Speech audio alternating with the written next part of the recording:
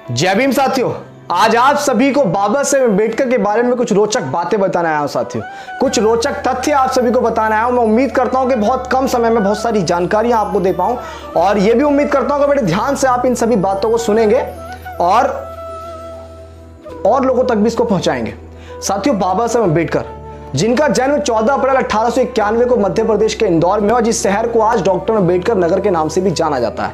साथियों, अपने आप में यह बहुत गर्व का विषय है कि जिस शहर में किसी व्यक्ति ने जन्म लिया हो, आज उसी व्यक्ति के नाम से एक शहर को जाना और पहचाना जाता हो। साथियों, बाबा साहेब अम्बेडकर के पिता का नाम रामजी राव था और माताजी का नाम भीमाबाई था। साथियों, बाबा साहेब अम्बेडकर जैसा कि आप सभी जानते हैं कि दलित समुदाय में पैदा हुए, महार जाति में पैदा हुए, जिसकी वजह से बहुत सारी दिक्कतें बाबा साहेब अम्बेडकर को उठानी पड़ी, जिसकी वजह से नाई उनके बाल नहीं काटा करते थे। साथियों, जब उम्र बढ़ती गई तो जब विद्यालय में दाखिले के लिए गए तो साथियों विद्यालय में दाखिला भी जल्दी से नहीं मिला और बहुत संघर्षों के बाद जब विद्यालय में दाखिला भी मिला तो साथियों क्लासरूम के बाहर बैठकर पढ़ाया जाता था।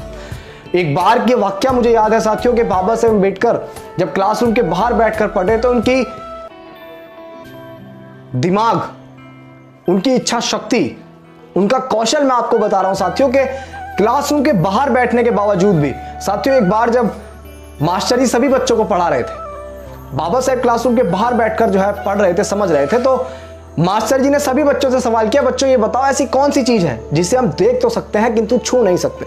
तो बहुत सारे बच्चों ने जवाब दिया साथियों के सर सूरज है, चंदा है, तारे हैं, हवा है। लेकिन उसी बीच क्लासरूम के बाहर बैठकर भी एक बच्चा पढ़ाई पढ़ रहा था जिनका नाम था बाबा साहेब अम्बेडकर, जिनको बचपन में भीम नाम से पुकारा जाता था। साथियों, बाबा साहेब अम्बेडकर ने कहा कि मास्टर जी मैं भी जवाब दूं। तो मास्टर जी ने बोला ये क्या बता पाएगा, चल ठीक है तू भी जवाब दे।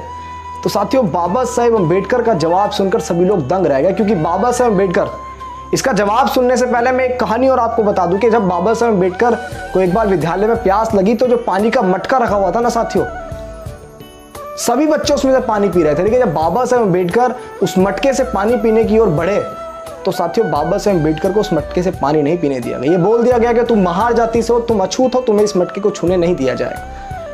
वही चीज बाबा साहेब के दिमाग में थी और बाबा साहेब ने झट से उस सवाल का आंसर दिया कि मास्टर जी क्लासरूम के कोने में जो पानी का घड़ा रखा हुआ है ना, मैं उसे देख तो सकता हूं, लेकिन विडंबना की बात है कि जिस जाति में मैं हूं उसकी वजह से मैं उसे छू नहीं सकता। तो मेरे लिए तो यही सबसे दूर है जिसको मैं देख तो सकता हूं लेकिन छू नहीं सकता। साथियों, इतने संघर्ष बाबा साहेब ने अपने जीवन में किए, इतने उत्पीड़न सहे, जातीय उत्पीड़न सहे, उसके बावजूद भी बाबा साहेब बहुत पढ़े और विदेश पढ़ने गए। साथियों, बाबा साहेब अम्बेडकर एकमात्र ऐसे भारतीय थे जो विदेश में जाकर अर्थशास्त्र में पीएचडी करने वाले बाबा साहेब अम्बेडकर पहले भारतीय थे। साथियों, आपको यह सुनकर भी बड़ा हर्ष होगा, बड़ी खुशी होगी कि वो एकमात्र ऐसे भारतीय थे जो कि लंदन संग्रहालय में आज भी प्रतिमा लगी हुई है। साथियों, मैं समझता हूं हमारे देश के लिए यह बड़ा गर्व का विषय है। साथियों, बाबा साहेब अम्बेडकर के नाम बहुत सारे पुरस्कार भी हैं, जिनमें से 1956 में बौद्धिक सत्व पुरस्कार, 1990 में भारत रत्न पुरस्कार, 2012 में साथियों द ग्रेटेस्ट इंडियन का पुरस्कार और तमाम बहुत सारे ऐसे पुरस्कार हैं। साथियों, बाबा साहेब अम्बेडकर के पास 32 डिग्रियां थी। साथियों, इतना तंज जातीय शोषण सहने के बावजूद भी। साथियों, आज जो राष्ट्रीय ध्वज है उसमें जो बीच में जो चक्र है वो चक्र भी बाबा साहेब अम्बेडकर की देन है। साथियों, विश्व में निजी पुस्तकालय अगर किसी का था या किसी का है तो साथियों वो नाम बाबा साहेब अम्बेडकर है। साथियों, जब बाबा साहेब अम्बेडकर पढ़ने में बहुत रुचि थी, इसी वजह से तो वो इतना कुछ कर पाए। साथियों, बाबा साहेब अम्बेडकर के पास अपना निजी संग्रहालय था जो विश्व का सबसे बड़ा निजी संग्रहालय था, जिसमें 50,000 से ज्यादा पुस्तकें थी। साथियों, आज किसी के घर में मैं समझता हूं 50 पुस्तकें भी नहीं होती। बाबा साहेब के निजी संग्रहालय में 50,000 से ज्यादा पुस्तकें थी।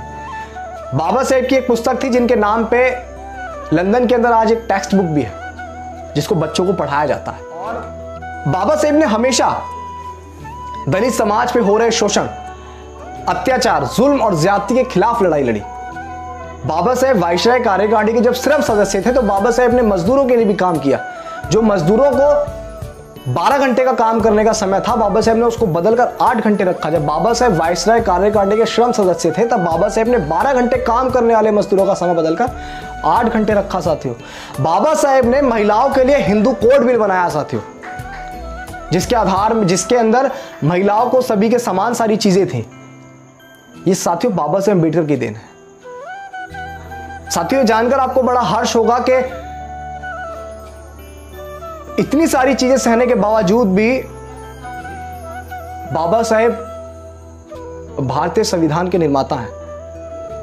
मैं समझता हूं कि इतना बड़ा इंस्पिरेशन और सफलता के लिए मैं समझता हूं किसी और को लेने की जरूरत नहीं।